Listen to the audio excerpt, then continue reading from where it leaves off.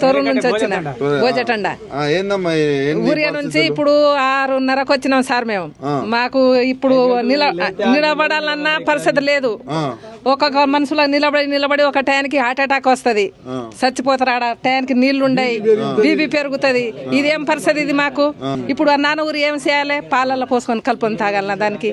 అంటే కాంగ్రెస్ ప్రభుత్వం అప్పుడు 10 సంవత్సరాల కింద ఉన్నప్పుడు అప్పుడు తీసుకున్నాం సార్. మళ్ళా కాంగ్రెస్ ప్రభుత్వం ఇప్పుడు వస్తే ఇప్పుడు 10 ఎకరాలకు ఉన్నకి ఒకటే బస్తా ఊరి వేస్తే 2 ఎకరాలు ఉన్నానికి ఒకటే బస్తా ఇస్తే నువ్వు దేనికి సరిపెట్టినావు?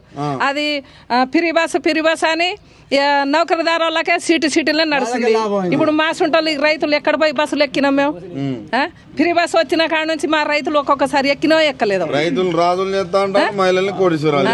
చేస్తాడు సార్. ఏడాపట్టు ఉన్నది లేదు, ఇంకున్నదా? లేనే లేదు. గెలుస్తాడు, ఇంకా 10 ఏళ్ళు ఉంటాడు, గెలవాడు.